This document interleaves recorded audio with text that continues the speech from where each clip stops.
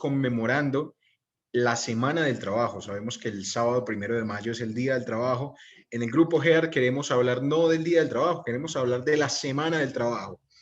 Por eso les hemos enviado a través de correo electrónico el cronograma de la Semana del Trabajo. Este correo lo recibieron solamente ustedes, contactos del GEAR. No se hizo una publicación o una difusión gigante a través de redes sociales porque la idea es que este contenido sea un poco más exclusivo para nuestros contactos. Por eso no van a ver, digamos, en estas clases en vivo muchísima gente como suele verse en otros eventos, sino que serán clases un poco más exclusivas.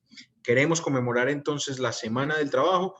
Hoy, lunes 26 de abril, es la primera clase y el tema que abordaremos serán las ventajas, los beneficios de tener un empleo público, un empleo de carrera con el Estado colombiano. Para eso nos acompaña Jessica Alejandra Avendaño, una invitada muy especial que ha tocado diferentes temas con nosotros ya en clases pasadas, como aquella recordada clase de Constitución Política, una clase que gustó demasiado y que está cargada en nuestro canal de YouTube. Jessica, buenas tardes. Hola, Dairon, y buenas tardes para todos y todas, ¿cómo están? Bueno, veo acá en los comentarios, buenas tardes, nos saluda muchísima gente. Yo quisiera, para poder continuar y para poder entrar en materia, que nos mencionaran si el audio se escucha correcto. Con un par de personas que me digan si se escucha bien, puedo continuar. Giancarlos me dice, sí, claro. Y Vanessa me dice, bueno, Ana María dice, se escucha perfecto. Listo, podemos continuar. Entonces, Jessica, el día de hoy nos va a hablar sobre, Jessica es abogada de profesión, pero también tiene amplia experiencia en este tema de concursos públicos. Hoy vamos a hablar de los beneficios de ser empleado público.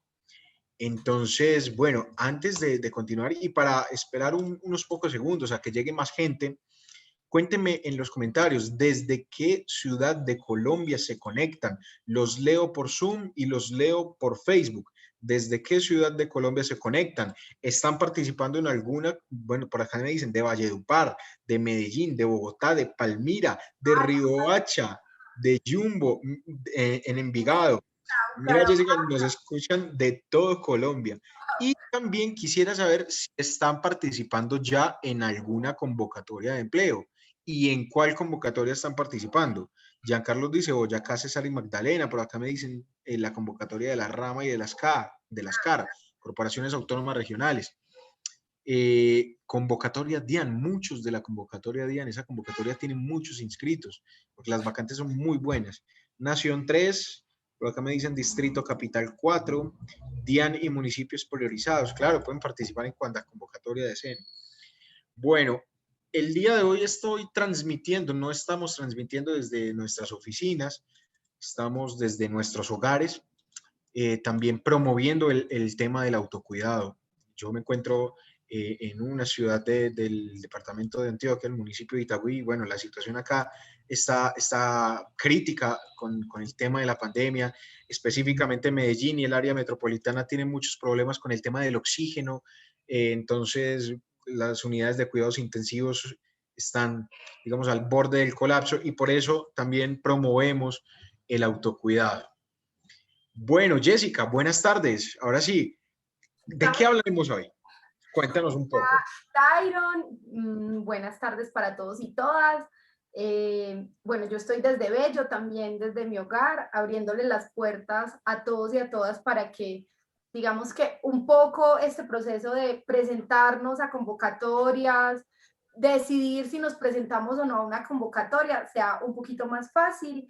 Hoy vamos a conversar concretamente pues como de las ventajas que tiene ser empleado público. Yo soy empleada pública del sector educativo, he sido empleada pública del sector administrativo y de la rama judicial, entonces he tenido, digamos que, la experiencia en diferentes sectores.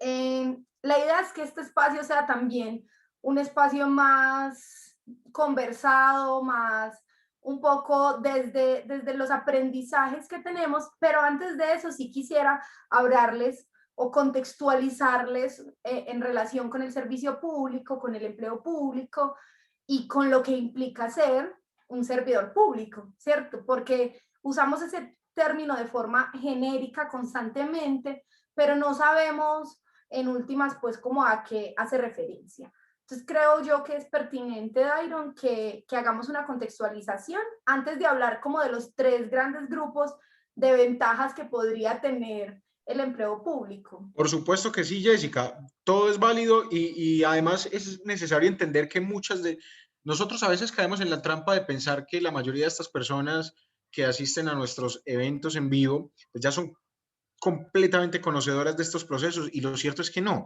Hay muchas personas que por primera vez se presentan a un concurso de méritos y es necesario explicar detalladamente desde cero para que estas personas, lo normal es que nadie sepa de esto, de hecho nos encantaría que todo el mundo supiera de estas oportunidades, pero entonces la idea es explicar detalladamente. Antes de continuar, Jessica, con este preámbulo que nos vas a hacer, yo quisiera invitar a los que están por Zoom a que enciendan la cámara, que nos encantaría verlos, nos encantaría que este espacio sea mucho más cercano.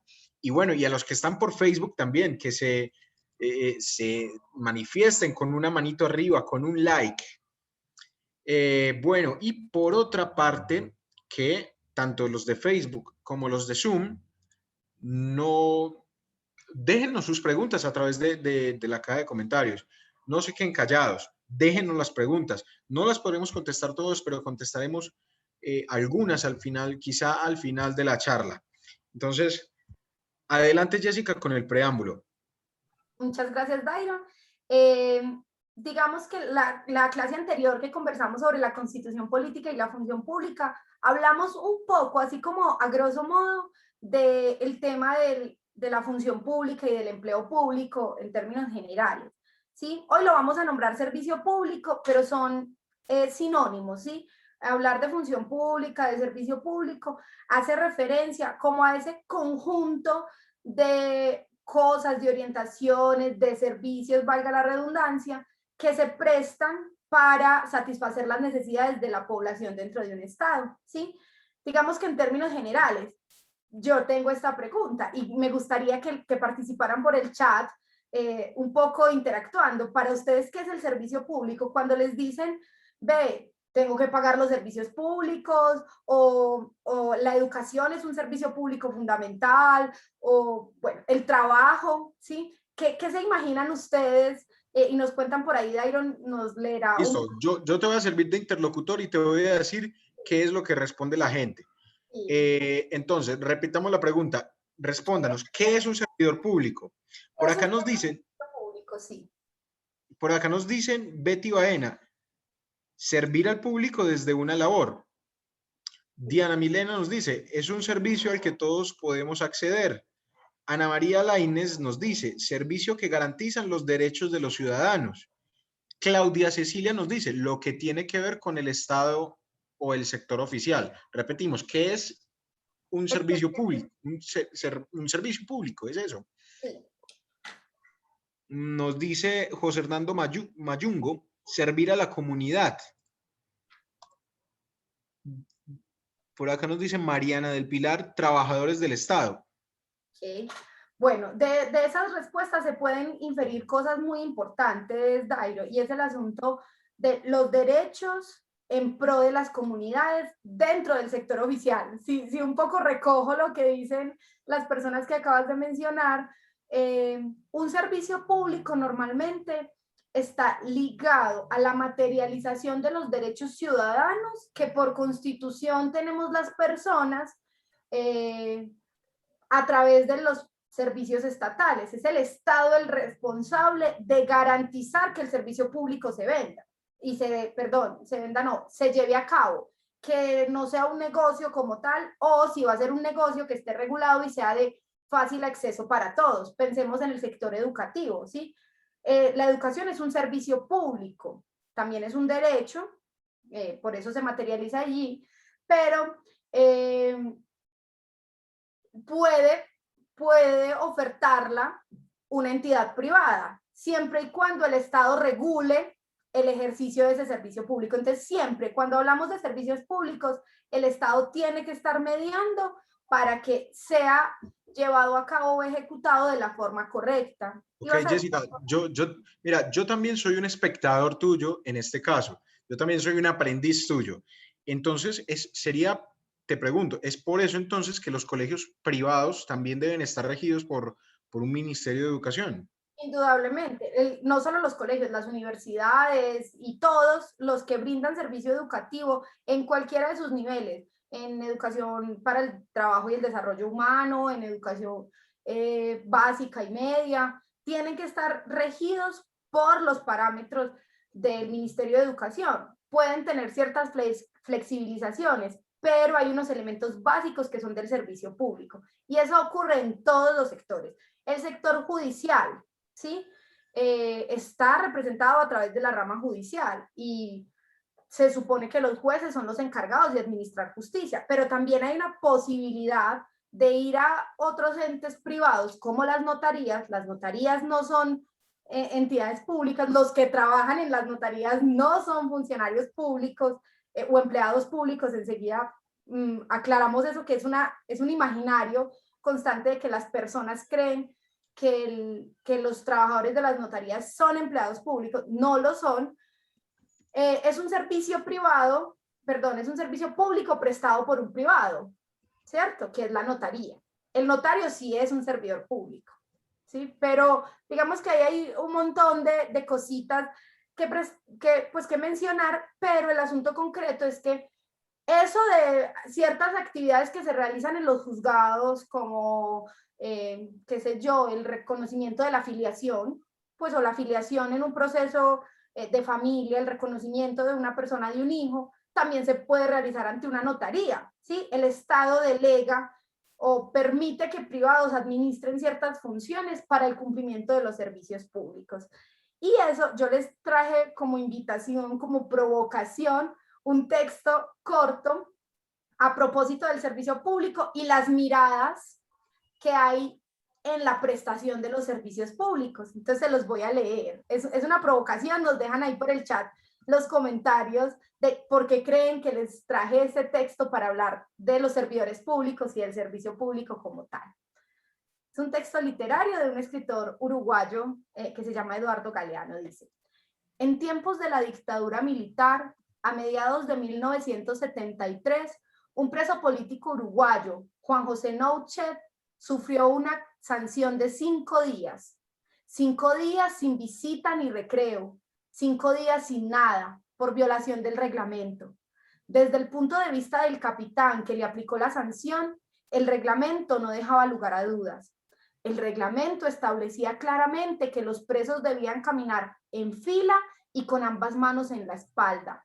Nouchet había sido castigado por poner una sola mano en la espalda. Nouchet era manco. Había caído preso en 2 etapas. Primero había caído su brazo, después él. El brazo cayó en Montevideo. Nouchet venía escapando a todo correr cuando el policía que lo perseguía alcanzó a pegarle un manotón. Le gritó: «Dese preso», y se quedó con el brazo en la mano. El resto de Nouchet cayó 1 año y medio después en Paysandú. En la cárcel, Nouchet quiso recuperar su brazo perdido. «Haga una solicitud», le dijeron. Él explicó que no tenía lápiz. «Haga una solicitud de lápiz», le dijeron. Entonces tuvo lápiz, pero no tenía papel. Cuando por fin tuvo lápiz y papel, formuló su solicitud de brazo. Al tiempo le contestaron que no se podía. El brazo estaba en otro expediente. A él lo había procesado la justicia militar, al brazo la justicia civil. Se llama la burocracia. ¿Por qué? A ver, cuéntenos ahí en los comentarios por qué este texto puede ser pertinente para hablar del servicio público, de las ventajas de ser un servidor público. ¿Qué podemos reflexionar, sí, en relación con esto? Y por ahí derecho hacemos un ejercicio de lectura crítica bien interesante que también nos proponen los concursos públicos. ¿Qué ibas a decir, Dairo? Excelente, me encanta este ejercicio. Bueno, anímense todos a participar por Zoom, por Facebook. Te cuento, Jessica, que ya tenemos 430 personas a través de Zoom y tenemos 200 personas a través de Facebook, más de 500 personas conectadas. Bueno, entonces, repite la pregunta, por favor. ¿Por qué este texto que se llama La burocracia es pertinente para hablar del servicio público? ¿Por qué creen? Así, en un ejercicio crítico, claro está, ¿cierto? No podemos tampoco idealizar ninguna mirada y tampoco caer pues en el pesimismo extremo. Tenemos que tener pues una mirada crítica y realista de la realidad. Entonces, cuéntenos por el chat y si Iron ve alguna respuesta por ahí, nos va contando. Claro que sí. Bueno, Mientras tanto, dice por acá Estela. Ah, bueno, dale. Hágale, dígame qué dice Estela. Listo, Estela dice, Dios, qué texto tan impresionante. Yo veo el abuso del servidor público al usar la violencia donde el infractor perdió el brazo, la burocracia por tantos trámites que toca hacer para acceder a un servicio. La burocracia que toca por tantos trámites que toca para acceder a un servicio. Okay. Ángela Parra dice, por ser el ejercicio del servidor público. Por acá nos dicen, la honestidad y la colaboración del ser de colaborar. Por acá nos dicen, Jairo Andrés, porque el servicio público debe ser ágil para los ciudadanos. Janie Luz Quintero nos dice, demasiados trámites para llegar a un objetivo. Juan Castillo nos dice, negligencia, falta de vocación de servicio. Bueno. Todos van encaminados a lo mismo, de pronto la cantidad de trámites para llegar a una sola cosa. Y justamente esa ha sido una de las críticas que más se recibe en el sector público. Por un lado, en términos económicos, todo lo engorroso que resulta poder acceder a ciertas cosas, qué sé yo, a ser contratista del Estado, ¿sí? Todo lo que se requiere y uno lo entendería pues en términos de la protección del tesoro. Qué pena, Jessica. Mira, una respuesta muy chévere que acabo de encontrar acá a través de Facebook. Estoy leyendo los comentarios de Facebook y Sonia Virginia Gregory nos dice, es un texto muy particular que nos deja ver la tramitología y lo absurdo de regirnos a lo textual, pero la idea es pensar que sí es posible el cambio si optimizamos el servicio. Muy bien, justamente digamos que ese era mi propósito, ¿cierto? Hacer un ejercicio reflexivo de cómo muchas veces nos pegamos de formalismos para negar la prestación de un servicio público, ¿sí? Poder acceder, en este caso, por ejemplo, a la justicia, como nos lo plantean, bueno, la UNA obviamente se está haciendo uso de una metáfora, pero unos procesos se van por la justicia militar, el otro por la justicia civil, y eso ya genera una tramitología, fue la palabra que utilizó Sonia, y me parece bien interesante. Y por ahí también otra persona habló de los trámites. De hecho, el servicio público, y justamente de eso les quería, pues con eso quería iniciar, ¿sí? ¿Qué es el servicio público? Lo mencionaba de cierta forma, es la prestación efectiva de cualquier tipo de servicio que busque garantizar los derechos de los ciudadanos en relación pues como con los propósitos constitucionales. Y la vez pasada que hablábamos de la función pública, yo medio les mencionaba los principios que hacen que el sector, pues o que el servicio público, los servicios públicos, la función pública como tal, sean, pues, o cuáles son los principios que se buscan con la función pública y el servicio público. Y están relacionados con este texto y con lo que mencionaban. ¿Qué debe tener el servicio público? Y por tanto, los servidores públicos deben actuar en relación con esos principios. Igualdad, ¿sí?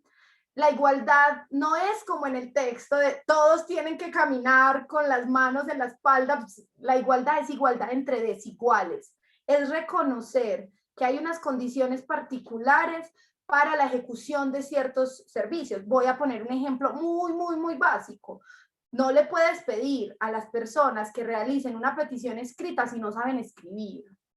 Eso no es igualdad, no es permitirle a la gente o no es reconocer el contexto de las personas. Y eso lo hacen demasiados servidores públicos en demasiadas instituciones. No, tráigalo por escrito. Y muy pocas personas de las que no saben escribir le dicen, no, señor, es que yo tengo derecho a que usted me reciba la petición de forma verbal, ¿cierto? Pues no saben escribir, normalmente son personas que no han sido educadas en ningún tipo de educación formal y por tanto no conocen de sus derechos. Pero cualquier empleado público, cualquier servidor público debería atender esa petición de forma verbal porque hace referencia al principio de igualdad, de a que a todos se les trata conforme a lo desiguales que somos. No sé si me hago entender o estoy, pues, o eso es un poco enredado, ¿sí? Porque cuando hablamos de igualdad creemos que es lo mismo para todos y no. La igualdad siempre está mediada por la condición de desiguales que tenemos los seres humanos. ¿Listo? Por otro lado, el asunto del mérito. El mérito, justamente por eso existen los concursos públicos, para reconocer que cada uno va a prestar un servicio, y ahorita lo mencionaba alguien, y es, el servicio público debe estar ligado a la comunidad. Entonces, y debe haber vocación de servicio, es decir, vocación de ayudar, de prestar un bienestar, pues de prestar un servicio que le generará bienestar a los demás. Y eso no se hace porque sí, o porque yo sea el más inteligente, y por eso las pruebas evalúan diferentes tipos de componentes, no solo el componente teórico. Usted no solo debe saber del cargo que va a representar, debe saber de las actitudes, de la constitución, de cómo espera el Estado que usted se comporte como ciudadano. Dairon, ibas a decir algo. Sí, por acá nos dicen Juliet Pachón, que ese básicamente sería como la definición de equidad. Lo que pasa es que la Constitución o las normas en Colombia no hablan del concepto de equidad, pero desde las ciencias sociales, ese concepto de igualdad que hace referencia como la igualdad jurídica, podríamos asociarlo a la equidad. Sí, es cierto. Es como la forma más concreta de mencionarlo. Pero en derecho se hace referencia siempre a igualdad. Son muy pocas las instituciones, las entidades o las normas que hablan de equidad, porque es un concepto pues más de otro tipo de ciencias sociales, ¿sí? Me gusta mucho que los veo a todos los asistentes concentrados, eso me gusta mucho. Los de Facebook también, los de Facebook, manito arriba, corazoncitos, que veo muy pocas interacciones por Facebook. Listo. Bueno, les estaba mencionando entonces los principios que hacen que la función pública se pueda llevar a cabo y que deben ser parte esencial de un servidor público, ¿sí? Entonces, hay otros dos o tres que se relacionan con lo que planteábamos en el texto, y es eficacia, economía y celeridad, ¿cierto? Esos tres principios son fundamentales. Todo servidor público debe actuar teniendo presente esas tres cosas. Es decir, que el servicio que presta para el que fue posesionado en realidad sea un servicio eficiente, que le sirva a la ciudadanía. Y por tanto, deberíamos disminuir toda la tramitología que acarree. Y por eso, por ejemplo, existe una ley antitrámites, ¿sí? Actualmente se crea la ley, pues hace unos años se crea la ley antitrámites porque a uno le pedían qué sé yo, el registro civil de nacimiento con la firma, pues con la autenticación que llaman, que no se debe nombrar así, pero con la autenticación que llaman de no menos de un mes. Y entonces, ¿pero por qué? Pues es el mismo registro civil, sigue siendo la misma notaría. ¿Cuál es el asunto, cierto? Entonces la ley antitrámite les viene a decir, bueno, no, hay ciertas cosas que hay que disminuir para que haya celeridad, para que haya eficacia, para que haya economía. Y la economía, cuando se ahorra tiempo, se ahorra dinero, ¿cierto? En términos de la prestación del servicio público. Si yo puedo prestar este servicio en 6 horas, en 8 horas, y no en 16, es decir, me están pagando una jornada de trabajo y no dos, ¿cierto? Para prestar el mismo servicio. Entonces el Estado va a ahorrar dinero y va a poder ser más eficiente al momento de brindar cualquier servicio. Tengo que reconocerlo, en todos los sectores públicos que he trabajado, uno encuentra, y haciendo un ejercicio crítico, y espero que los que están aquí, que son servidores públicos, no sean de esos, porque también he conocido a los que no, yo creo que no soy de esas, pero encontramos a muchos funcionarios públicos que dilatan los procesos. Y lo dilatan porque en últimas se escucha, y no me lo estoy inventando, se escucha de, pues igual a mí me pagan, ¿sí o qué? A mí me pagan cada mes, esto llega fijo, y es muy lamentable, porque también lo mencionaban ahorita, el servicio público debe tener vocación para transformar a las comunidades, ¿cierto? Ante Jessica, aclarar que yo estoy completamente de acuerdo con lo que dices. Me gustaría aclararle a los participantes que esto no es una invitación a juzgar, sino más bien un proceso de formación, porque los que están aquí son aspirantes a un cargo público, sean del concurso docente, del concurso DIAN, municipios priorizados, en fin, el que sea, son aspirantes a un concurso público y por ende esto es un proceso de formación. Esto lo decimos o lo dices, Jessica, qué pena que tome tu palabra. Esto, en nombre del GER, esto se dice es para que ustedes pues, no recurran en estas prácticas. Ese es el no deber ser de un empleado público. Y justamente eso que Dairo menciona es muy importante recalcarlo, porque ahorita mencionaba, el examen no solo evalúa las competencias específicas, no solo evalúa si usted sabe, si usted es buen abogado o no es buen abogado, o si sabe de pedagogía o no sabe de pedagogía. El examen en la prueba que a veces llaman psicotécnica, otras veces pues que la llaman de diferentes formas, evalúa qué tanto es usted un buen ciudadano en relación con el deber ser. Entonces, cuando hablamos de estos principios y hablamos de ciertas actitudes en las que caen o caemos los seres humanos, porque somos seres humanos, es en efecto una invitación a que estemos vigilando constantemente nuestras actitudes y nuestra vocación. Estamos aspirando a cargos públicos que requieren nuestra disposición para que el Estado funcione, ¿cierto? Muchas veces criticamos a la corrupción, ¿sí?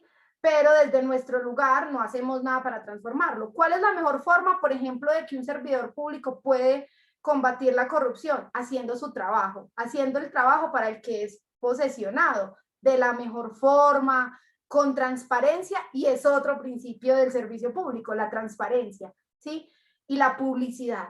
Todos estos trámites, procesos, siempre y cuando no tengan reserva, deben estar abiertos al público, ¿sí? La gente puede y debería conocer qué es lo que se realizan en las entidades pues, en las entidades públicas de cualquier orden, ¿sí? Entonces es importante que pensemos, que introyectemos en nuestro pensamiento que el servicio público es una responsabilidad, que es una responsabilidad que debe estar ligada al ideal o al deber ser del ciudadano y del funcionario en relación con lo que la Constitución política plantea, y que así nos van a evaluar. Cuando presentemos un concurso público nos van a evaluar preguntándonos ese ideal. Entonces, a pesar de que haya mucha gente por ahí contaminando, porque yo lo llamo así, es como contaminando a quienes estamos en este proceso, o quienes son nuevos o somos nuevos en los procesos o en el sector público, ¿sí? Realmente tenemos en nuestros hombros la responsabilidad de que el Estado funcione adecuadamente. Entonces es una invitación también. Bueno, y eso está ligado con el último principio que voy a mencionar del servicio público, y es la moralidad, ¿sí? La moralidad como principio fundamental. De hecho, la moralidad es tan fundamental que cuando se realizan acciones que van en contra de la moralidad pública, se pueden también presentar acciones jurídicas para salvaguardar ese principio del Estado social de derecho. Y la moralidad no hace referencia a la moralidad pública no hace referencia a la moral que nosotros como seres humanos tenemos, de lo que consideramos está bien o está mal, sino que la moralidad pública está dada por la misma Constitución y las leyes en relación con el Estado social de derecho. Eso es fundamental y reitera pues como la invitación que venimos haciéndole. Bueno, no sé si hasta el momento hay como comentarios, alguna duda, ven Sí, la relación que planteo con el texto bueno, vamos a ser servidores públicos, vamos a tratar de ser ágiles, de brindar nuestro servicio de la mejor forma y de no poner muchas trabas, muchos trámites o burocracia pues al servicio que estemos prestando. Dairo, cuéntame. bueno, Jessica, he encontrado por acá un comentario en Facebook. Joao Ribeira nos dice, me parece genial que hagan este video en vivo explicando gestiones sociales, políticas y de derecho. Así que, bueno, parece que vamos muy bien, Jessica. La gente está captando la idea. Antes de continuar, yo quiero invitarlos, repito, para los que no estaban desde el inicio, estamos celebrando la Semana del Trabajo, por eso estamos haciendo esta serie de clases en vivo con temas transversales que no tienen que ver con ninguna convocatoria en específico, sino que les sirven a todos los aspirantes a un empleo público en Colombia. En ese marco de la Semana del Trabajo, tenemos entonces hoy la primera clase, que es esta, beneficios de un empleo público, que ya me imagino que ya vamos a entrar a los beneficios, Jessica. Sí, Perfecto. eso Eh, y, y el día de mañana tenemos a través de Instagram, para que nos sigan en Instagram. Le voy a pedir a nuestro equipo de atención al cliente que les deje el enlace en Facebook y en Zoom de nuestro perfil de Instagram para que nos sigan. Mañana a las 5 de la tarde en Instagram, el tema será cómo adquirir un empleo luego de salir de la universidad. Luego de salir de la universidad, ¿cómo hago para adquirir mi primer empleo? Ese será el tema de mañana en Instagram Live. El miércoles tendremos un encuentro para los docentes, será sobre la evaluación, uno de los subtemas de la pedagogía. El jueves tendremos una clase en vivo sobre código disciplinario único, también con Jessica. Jessica, que dice presente el jueves a las 5 de la tarde.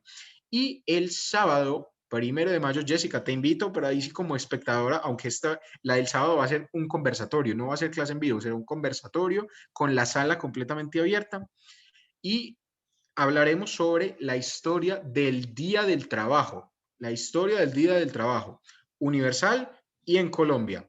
Entonces, invitados todos, también el sábado 1 de mayo, celebrando el Día del Trabajo, hablaremos sobre la historia del Día del Trabajo, sábado 10 de la mañana.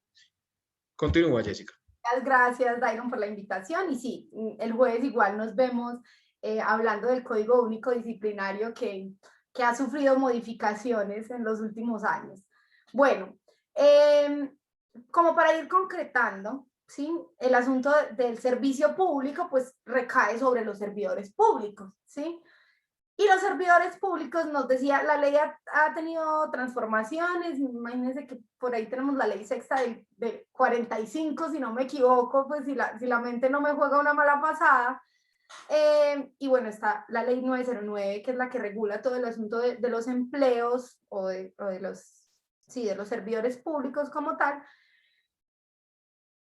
Y hay formas de ser servidor público, ¿cierto? Hay digamos que el concepto más cercano es a que los servidores públicos son aquellos que prestan un servicio público, que ya sabemos qué es, y son parte o de las corporaciones públicas, son empleados públicos o trabajadores oficiales. Digamos que son como las tres grandes categorías. Cuando la Constitución política nos habla de los miembros de corporaciones públicas, se está refiriendo pues al Congreso, senadores y representantes, a las asambleas, donde están los diputados, y a los consejos. Están los empleados públicos, que dentro de los empleados públicos, ahí es donde cabemos en este caso, ¿sí? Todos los que nos vinculamos por alguna forma con el Estado a través de un acto administrativo. ¿Y eso qué implica? Que hay que tomar posesión. Entonces, todo servidor público que se vincule a través de acto administrativo y jure que va, pues en su acta de posesión, que va a prestar ese servicio conforme lo dice la ley, es un empleado público, que son a los que normalmente llamamos servidores públicos de forma coloquial.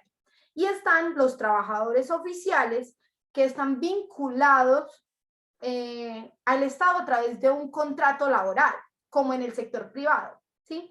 Y esa es una diferencia muy grande, porque los trabajadores oficiales no ingresan por concurso o por carrera administrativa. Eso es importante como tener ahí presente esa diferenciación. Pues porque Jessica, qué pena te interrumpo, porque ahora que mencionas eso, aquí en el chat de Zoom, lo que pasa es que se me perdió el nombre, alguien decía que todos los empleos deberían ser por votación. Y antes, al contrario, antes la idea de esto es que no todo sea, mejor dicho, explícales tú, Jessica, que es que hay varios tipos de empleos públicos y precisamente estos se tratan de otorgar es por mérito. Para allá íbamos. Los miembros de las corporaciones públicas siempre son por elección popular, ¿sí? Eso lo tenemos ahí súper claro.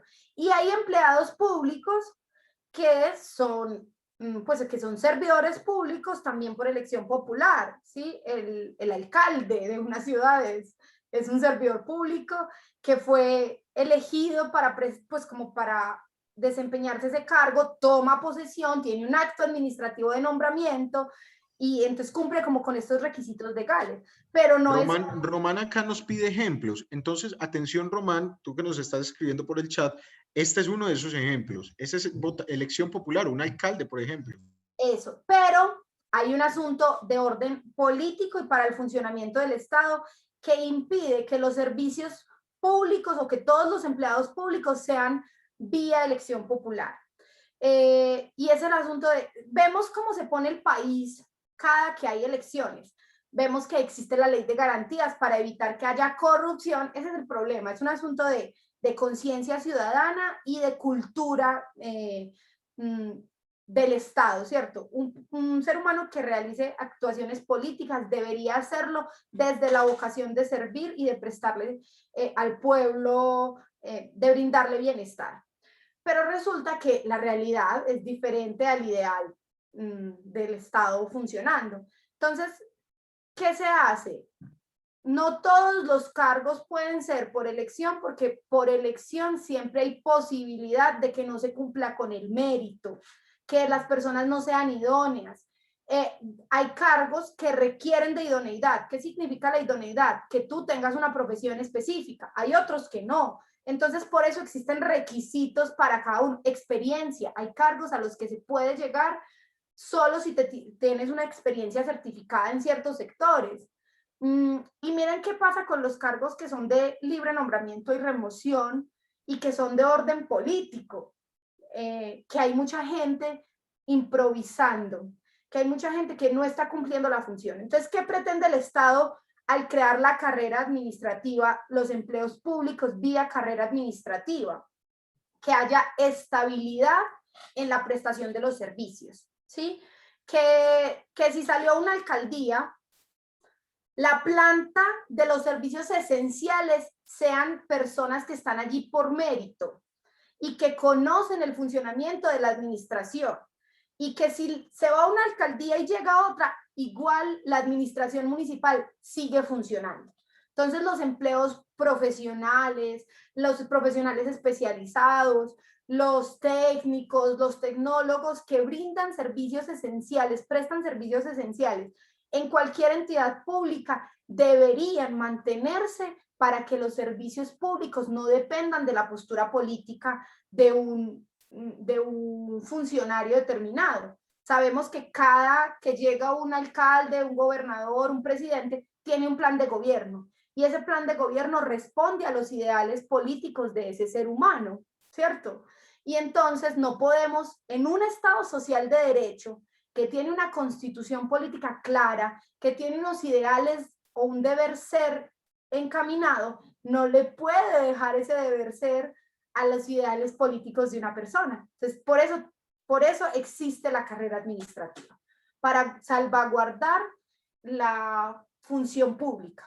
Ese es como el propósito general, Dairon. No sé si con eso respondo un poco la pregunta. Sí, yo creo que se entiende. Además, quiero añadir, Jessica, que también sería un peligro que no existieran los empleos de mérito y que todo fuera por libre nombramiento y remoción, porque entonces imagínate tú, se llenaría todo el gabinete, quedaría del mismo espectro político, todo el gabinete de un municipio, y cuando casos hemos visto a lo largo de la historia, que cuando se le entrega el poder absoluto a un solo espectro, nada bueno puede pasar. En efecto, justamente pensando en, por un lado, somos un Estado democrático, donde la gente vota por planes de gobierno, porque pues por eso es por lo que votamos, y por el otro lado somos un Estado social de derecho que debe salvaguardar unos derechos concretos, ¿sí? Y para eso existen estos tipos de empleos y cada uno tiene propósitos distintos. Entonces, ya sabemos que los servidores públicos pueden ser los miembros de las corporaciones, empleados públicos o trabajadores oficiales. ¿Listo? Y dentro de los empleados públicos, la ley 909 plantea estos 4 tipos de empleados públicos. Los empleados de libre nombramiento y remoción, los de periodo fijo, los temporales y los de carrera administrativa. Se supone que todos los que son, incluso pues debería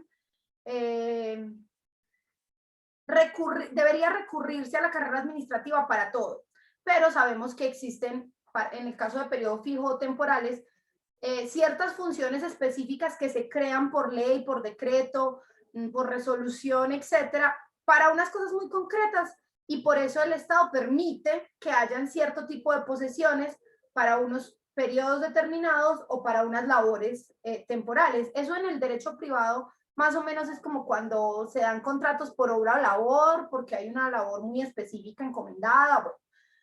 Pero lo que más se ve en la administración pública es la carrera administrativa y el libre nombramiento y remoción.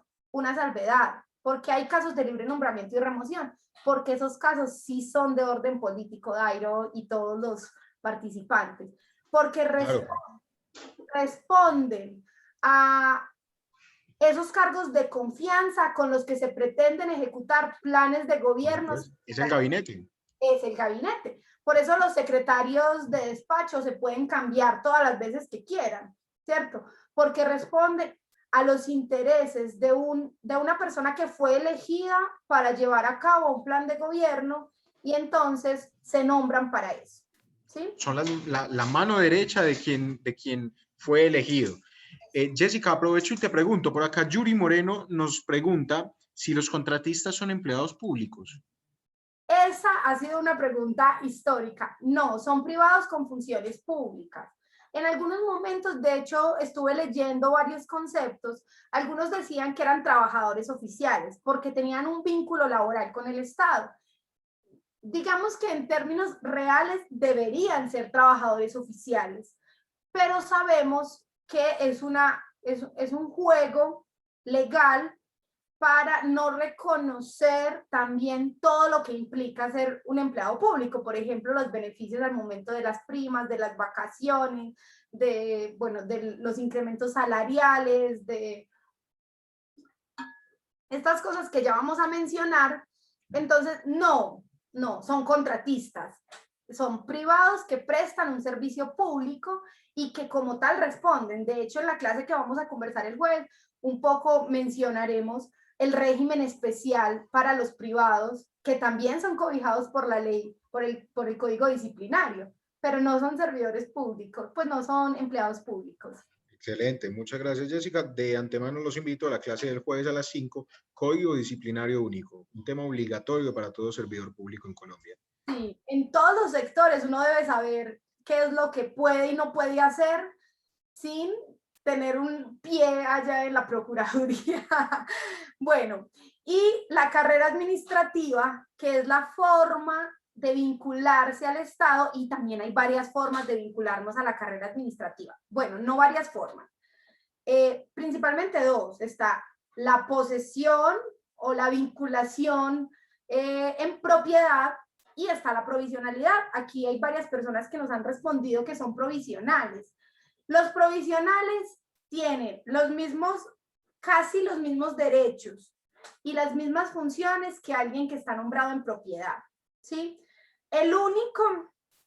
La única diferencia que hay entre un provisional y un empleado público nombrado en propiedad es que no puede ascender, ¿cierto? No puede presentar concursos de ascenso, pero su salario es igual, las bonificaciones son iguales, las primas son iguales, las vacaciones son iguales.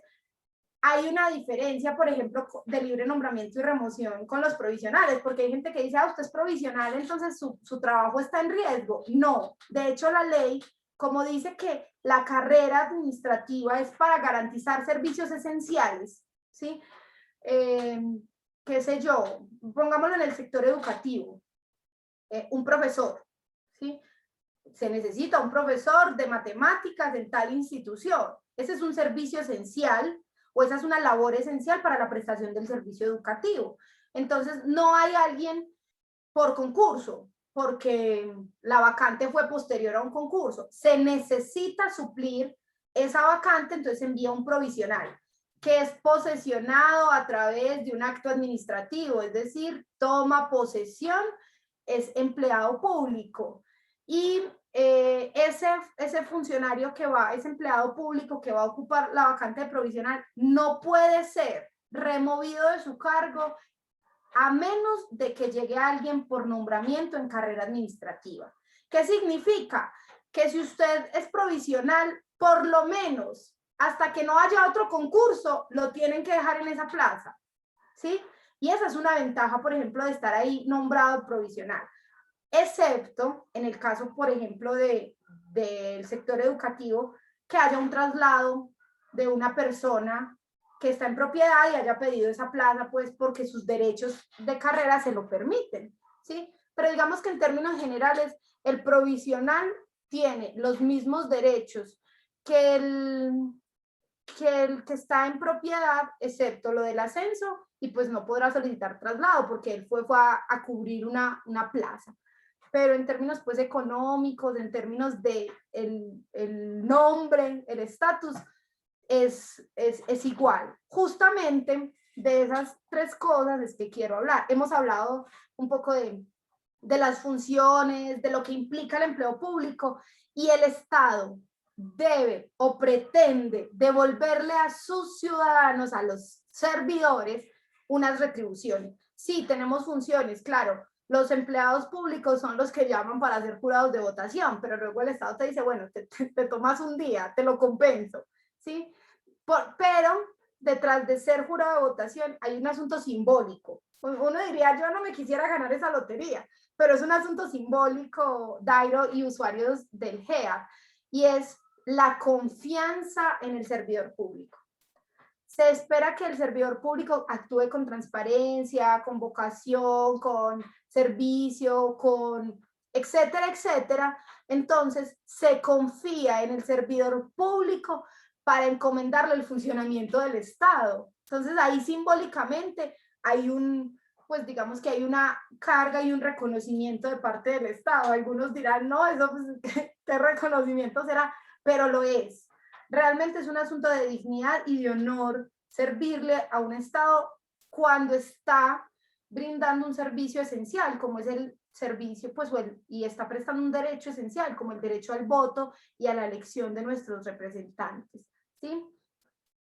En términos generales, hay tres grupos con lo que yo podría decir son las ventajas de ser un empleado público a pesar de todos los deberes y todas las funciones que tenemos. Y hay estabilidad. Y está muy bien querer buscar la estabilidad. Hay que hacerlo con responsabilidad. Hay muchas personas en el sector. Yo soy abogada, ¿cierto? De profesión. Maestra en formación y maestrante en formación, pero hace muchos años soy maestra porque decidí que quería ser maestra, que lo que más me gusta es enseñar. Y estoy en el sector educativo convencida de que desde allí puedo cambiar el mundo. Y todos los días cuando trabajo con mis estudiantes, decido cambiar un mundo a la vez, iniciando por el mío, ¿cierto? Y eso me ha dado estabilidad y es maravilloso. Y yo sé que tengo mis vacaciones en junio, 2 semanas, en diciembre, 4, Semana Santa, 1, ¿sí? Yo sé que tengo eso. Y muchas personas dicen, ay, qué rico ser profe y yo quiero estar allá para tener vacaciones 3 veces al año. Pero esa estabilidad es maravillosa, pero si no está acompañada de vocación, es un tormento. Es un tormento, indudablemente, ahí no se ríe. Sí, no, pero ya te entiendo, Jessica, se vuelve un infierno. Es un infierno. Y ocurre en todos, Es, en es, todos. es, y más un tema como el tuyo, como la docencia, si uno no tiene amor por sus estudiantes, si uno no planea una clase con amor, en el caso, insisto, de la docencia, pero sucede lo mismo. Si eres empleado de una entidad administrativa y tienes a tu cargo el tema de la atención al ciudadano, pero todo el mundo te cae mal, entonces no, ahí no hay vocación. Gente, o sea, no te gusta hablar con la gente y dices, ay, pero por Dios, no hay nada mejor, no hay nada que desarme más. Yo que soy una peleadora profesional, no hay nada que desarme más que uno llegar a un lugar y que lo saluden. Hola, buenos días, ¿cómo está? ¿Cómo le ha ido? ¿Qué tal? ¿En qué le puedo ayudar? Ya uno no quiere pelear, o sea, indudablemente ya uno se le bajan las armas. Y eso lo tienen muchos servidores públicos, ¿cierto?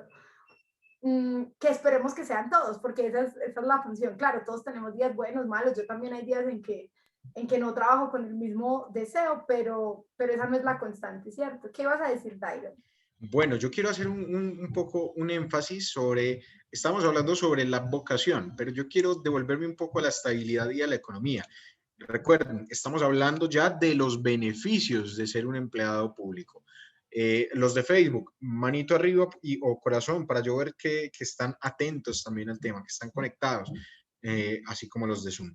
Entonces, cuando hablamos de estabilidad, eh, te pregunto, Jessica, ¿significa entonces que yo puedo hacer lo que quiera y no me van a poder echar? Bueno, todo dentro de los límites legales. Es decir, hay unas garantías mayores.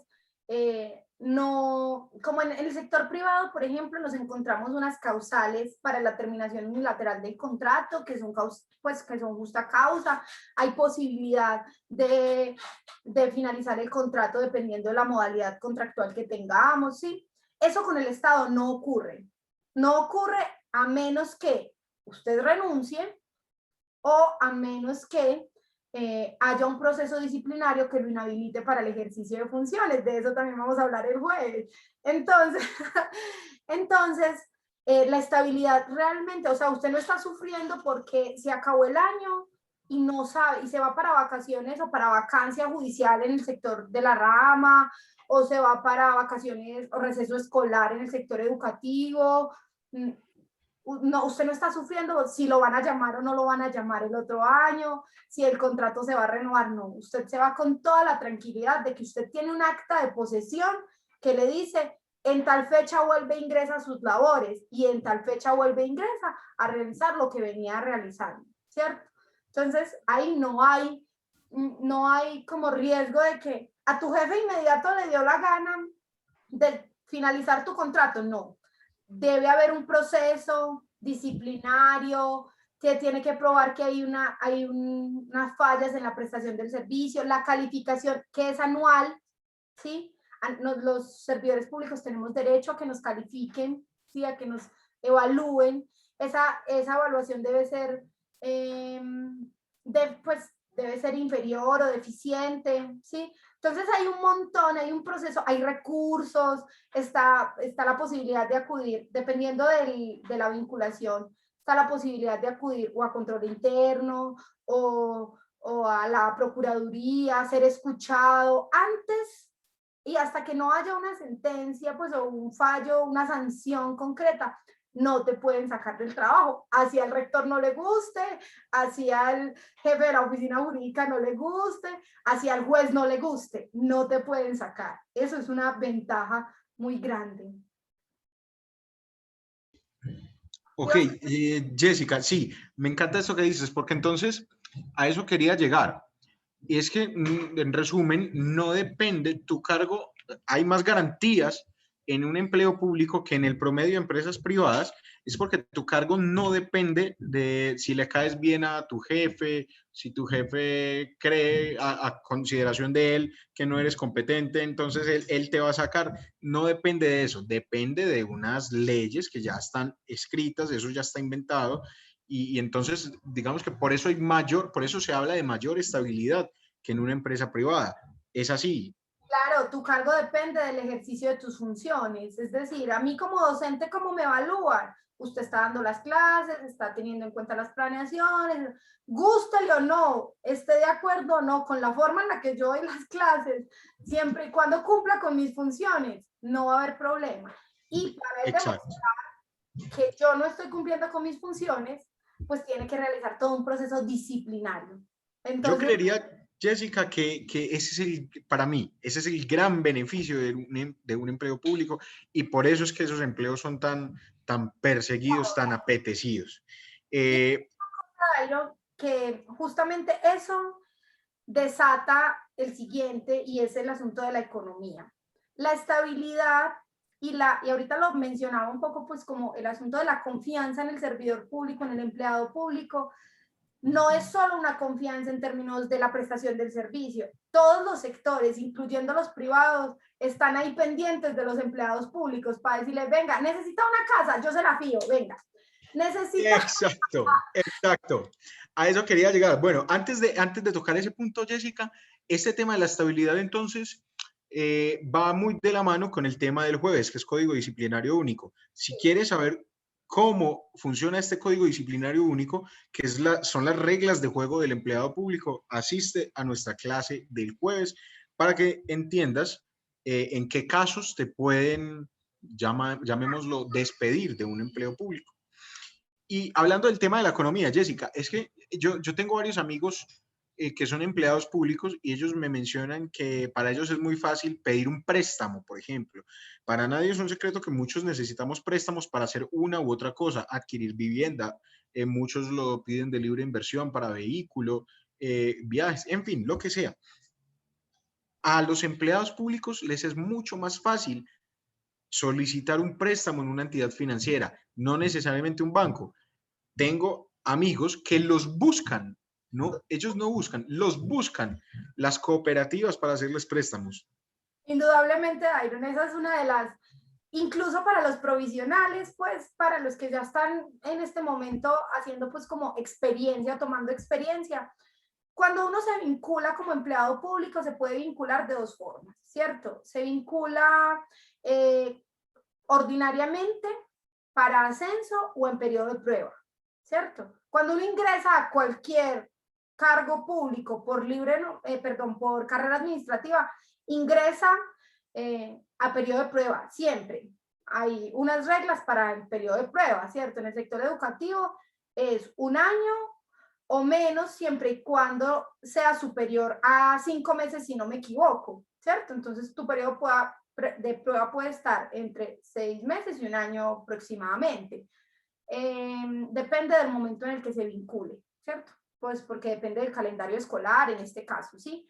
El periodo de prueba está determinado por la ley, entonces siempre en cada empleo público estará ahí determinado.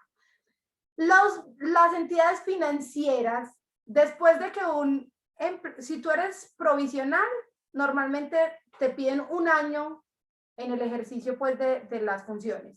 Pero si estás nombrado una vez termina tu periodo de prueba y tienes acta de posesión, lo buscan para decir, necesitas invertir para vivienda, venga, nosotros le prestamos. Y las tasas que se manejan son súper favorables. De hecho, yo les cuento aquí como una infidencia personal. Yo tengo un crédito por unos tantos milloncitos y mi porcentaje, pues el interés al que me prestaron es el 0,76. Es un porcentaje muy por debajo de cualquier tasa de un banco.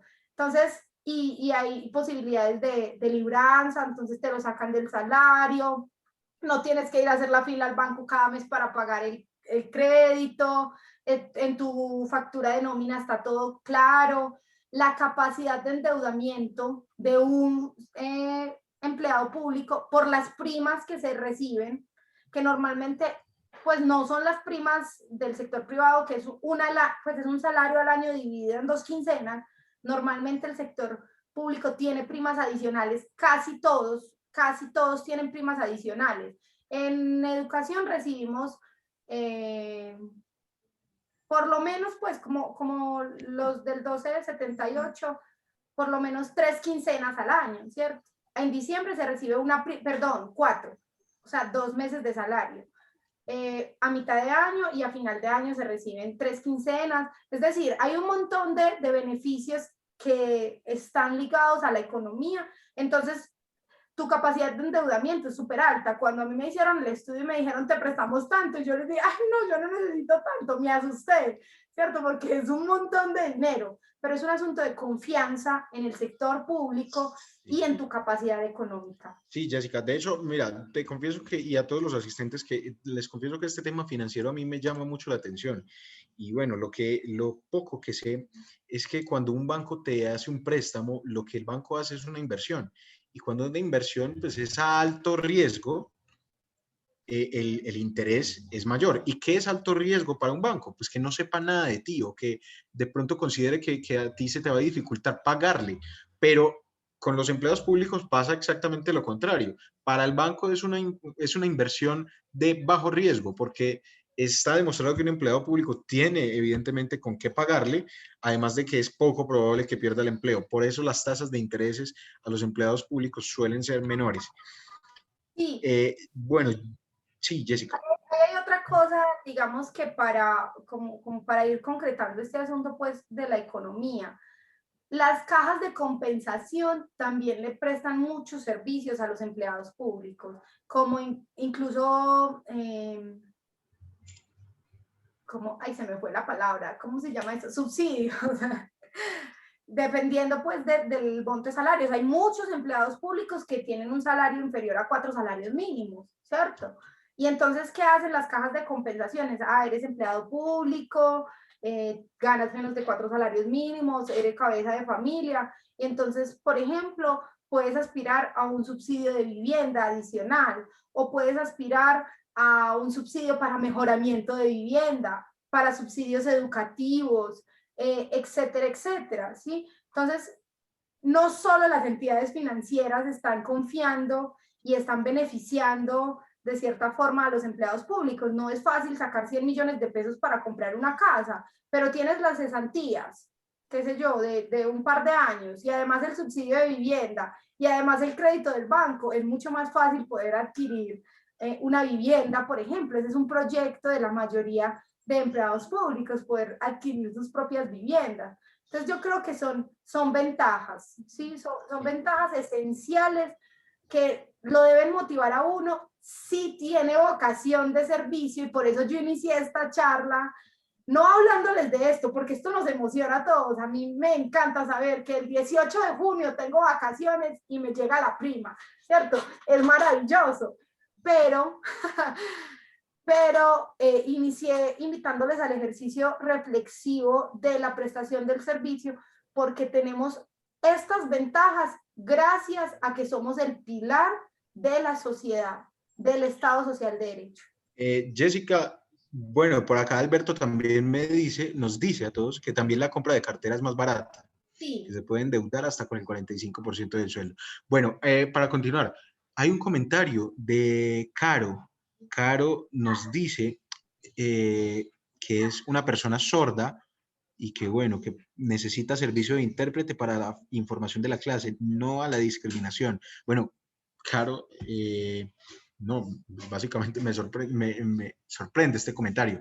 No queremos discriminar a nadie. No, la verdad, no esperaba una persona con estas características en nuestra clase, cosa que me alegra mucho que digamos, tengamos diversidad en nuestros participantes. Si Caro tiene a alguien que esté escuchando la clase, con toda tranquilidad le doy la noticia a Caro de que tanto para ella como para otras personas con estas características, me comprometo a convertir esta clase en un artículo para que Caro pueda tener acceso a él. Por temas pues digamos, de que nos saldría muy costoso tener un intérprete de señas en el video, no lo tenemos. Nos saldría, la verdad, un poco costoso para tener un intérprete de señas en estas clases en vivo, pero me comprometo a convertir esta clase en un artículo para que Caro y las demás personas sordas, no sé si es políticamente correcto decirlo de esta forma, Jessica, tú que sabes tanto de este tema. Así, pues es una Sí, forma. O sea, sí, la okay. comunidad sorda, y de hecho así se autoproclaman, pero los que no somos sordos, los que somos oyentes, se puede hablar de los no oyentes o de las personas con discapacidad auditiva. Perfecto, entonces me comprometo a convertir esta clase en vivo y todas las clases de esta semana en un artículo para las personas no oyentes. Me comprometo, Jessica, por si tienes, perdón, Caro, por si tienes a alguien ahí que esté escuchando la clase. a propósito de las ventajas y bueno, y del sector público y de los servicios públicos, y a propósito de la comunidad sorda, en la Universidad de Antioquia, la comunidad sorda se movilizó justo porque la educación es un servicio público que es un derecho. La comunidad sorda se movilizó y lograron que la universidad se comprometiera a tener un examen especial para las comunidades sordas, porque pues el desarrollo de su lengua es diferente. Su lengua materna es la lengua de señas, no es la lengua española hablada, ¿cierto? Entonces, bueno, es bien interesante que hayan personas que se quieran vincular incluso al sector público, porque el Estado busca la igualdad, ahorita lo mencionábamos, incluso entre desiguales. Entonces el Estado también debería pensarse este asunto de la inclusión en el sector laboral de las poblaciones con discapacidad. Bueno, no sé si hay alguna otra duda o como para ir cerrando. Yo creo que una de las ventajas más grandes del servicio público, además de lo... Perfecto. Jessica, te quería, para que vayamos concluyendo ya la clase, te quería hacer una pregunta que nos pone Adrián Araujo. Ahora hablabas un poco de las primas, ya para que vayamos finalizando. Jessica, nos dice Adrián Araujo, Jessica, ¿nos podrías comentar, por ejemplo, sobre un beneficio que es la prima técnica? La verdad es que yo tampoco sé qué es eso. Lo que pasa es que no podría decir que para todos los empleos públicos hay primas técnicas. En cada empleo público, y también dependiendo de los sindicatos y de las movilizaciones de cada sector público, se han obtenido unas primas. Por ejemplo, en la rama judicial yo tenía una prima, ¿sí? A mí me pagaban mi salario y era un salario básico, y había una prima que era un poquito más de la mitad del salario. Yo no sé en este momento cuánto será, ¿sí? Pero solo había una prima que se pagaba cada mes. ¿Eso cómo se logró? A través de accionar judicial y a través de los paros y de muchas movilizaciones que se realizaron, y se alcanzó esa prima que se paga cada mes. En educación no se paga esa prima así. En educación, pues están las primas, tenemos derecho a 3 primas, que es una prima de mitad de año, prima de Navidad, y creo que se llama la prima de vacaciones o prima San Pedro. Son 3 y solo se reciben así. Pero además cada mes tenemos una bonificación pedagógica, y cada año que cumplimos un año más de servicio tenemos otra bonificación pedagógica. Entonces, si yo entré en abril, que a propósito entré en abril, entonces cada abril en mi salario me llega una bonificación pedagógica, que es un porcentaje acordado con FECODE y con los sindicatos y el producto de las negociaciones. La bonificación pedagógica que nos llega cada mes es como un poquito adicional, no es base salarial, pero es un poquito adicional conforme a, pues, al Producto Interno Bruto, también a las negociaciones. Es un porcentaje del incremento salarial más el Producto Interno Bruto. Bueno, eso tiene unas relaciones económicas. Lo mismo ocurre en todos los sectores. Entonces, hay primas técnicas en ciertos sectores, en otros se llamarán, en mi sector, bonificación pedagógica, en la rama se llamará prima de servicios, en algunas se llama, en la mayoría se llama prima de servicios, en otros existen primas por el lugar y el tipo de prestación de servicio. Entonces no hay una prima unificada, que sí hay, claro, que en todos los sectores públicos existen beneficios monetarios por la prestación del servicio. Listo, no sé, Dairo, si con esto se puede responder esa pregunta, pues o Sí, sí, queda sí. claro. A mí me queda muy claro. Bueno, Jessica, lista la pregunta de Adriana. Hay otras preguntas transversales, un poco saliéndonos del tema de los beneficios. Nos preguntan si la clase, nos están preguntando mucho si la clase quedará grabada, porque muchas personas entraron tarde. Sí, la clase quedará grabada tanto en Facebook como en YouTube. La estaremos subiendo también a través de YouTube y la estaremos probablemente enviando también a través de correo electrónico, así que no se preocupen, la clase va a quedar grabada. Me preguntan por el cronograma de la semana. En nuestras redes sociales, en Facebook, está cargado el cronograma. De todas formas, les indico, mañana los espero, 5 de la tarde por Instagram, Grupo Heart, @Grupo Heart. Nos vemos a las 5 de la tarde por Instagram. El tema, cómo conseguir mi primer empleo luego de salir de la universidad, sea profesional, técnico, tecnólogo. Nos vemos también el miércoles. La del mañana será a las 5 de la tarde por Instagram. El miércoles por Zoom. Docentes, hay mucho docente acá. Pedagogía, el tema, la evaluación. Jueves, CNSC, Código Disciplinario Único. Y sábado, el código disciplinario será a las 5, la de docente será el miércoles a las 4, la de código disciplinario con Jessica será jueves a las 5.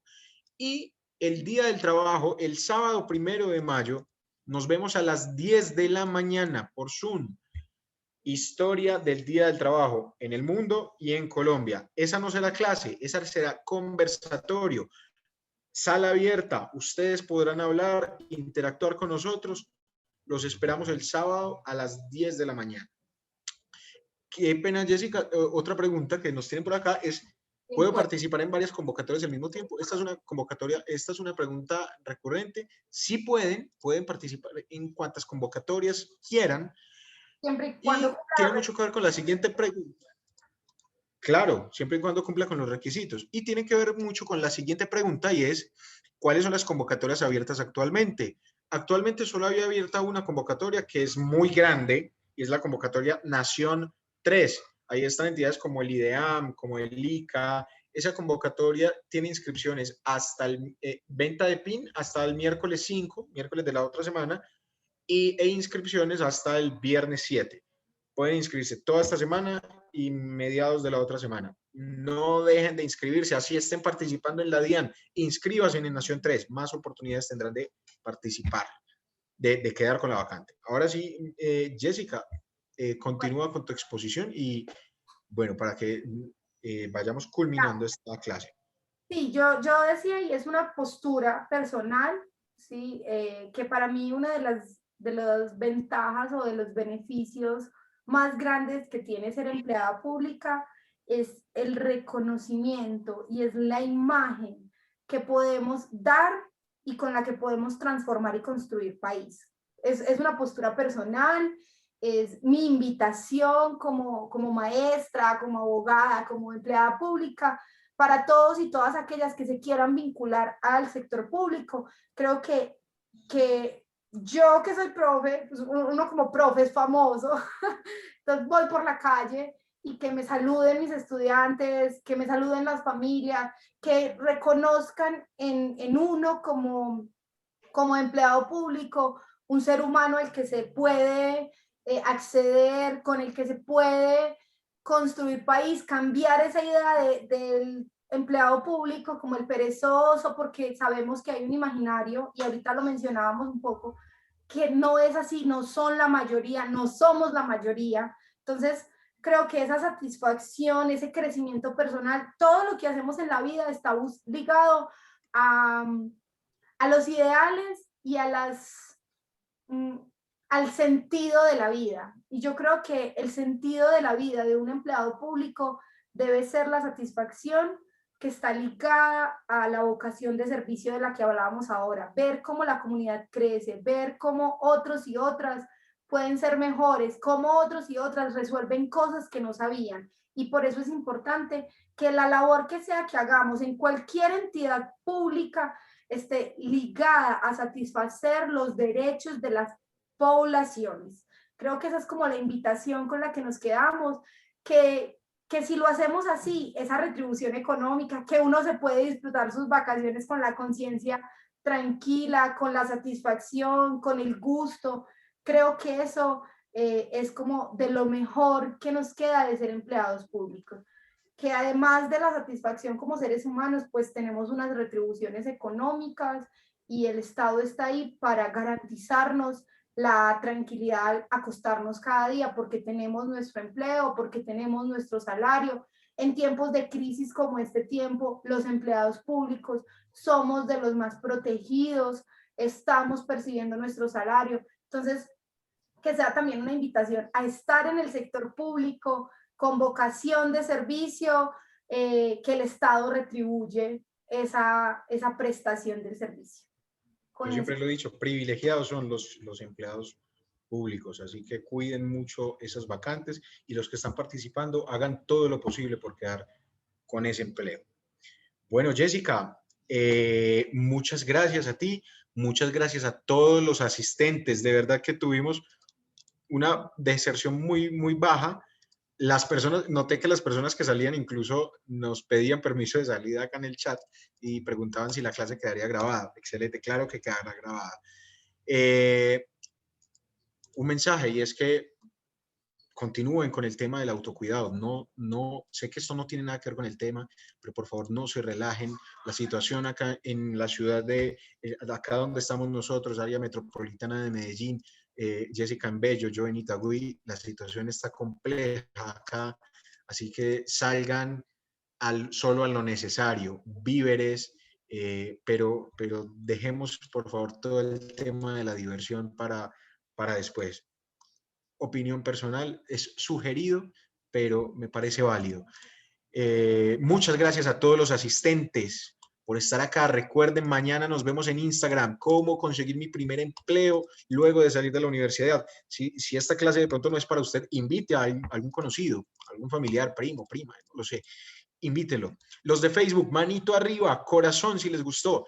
Escríbanos también cómo les pareció esta clase en vivo, la primera clase de la semana del trabajo. Toda esta semana tendremos clases en vivo. Recuerden estar muy conectados con las redes sociales del GEART. Está abierta la convocatoria Nación 3, inscripciones, ingresen a Simo. Manito arriba los de Facebook. ¿Cómo les pareció la clase? Los de acá, los de Zoom. Más de 370 personas conectadas. Y Jessica, muchísimas gracias a ti, que eres de la casa prácticamente. Adelante para que te despidas también de tu fanaticada prácticamente. Bueno, con mucho gusto. Muchas gracias, Algear, por confiar en mí, por invitarme a estos espacios. A mí me encanta. Bueno, Jessica se me perdió. No, aquí estoy. Yo no me he ido. Así es. Pero aquí estoy. ¿Me escuchas? Dairo, ¿me escuchas? Hola. ¿Sí me escuchan? Se perdió fue la bici. Sí. Te escucho, ahora sí, te escucho. Okay. Me asusté. Te escucho. Ay, no me he ido, no he hecho nada. Bueno, no, gracias a todos y todas. Recuerden que la mejor forma para acercarnos a este propósito de ser empleados públicos es preparándonos, y qué mejor que hacerlo con el GEAR, que tiene amplia experiencia en la formación para todo tipo de concursos públicos. Gracias por participar de este espacio. Los espero y las espero el jueves para que conversemos del Código Único Disciplinario. Y nada, muchas gracias por quedarse hasta el final, por la atención, por sus interacciones, por soñar con construir ciudad a partir de ser empleados públicos. Muchas gracias. Recuerden que esto lo hacemos con mucho amor. ¡Feliz noche! ¡Chao! Chao.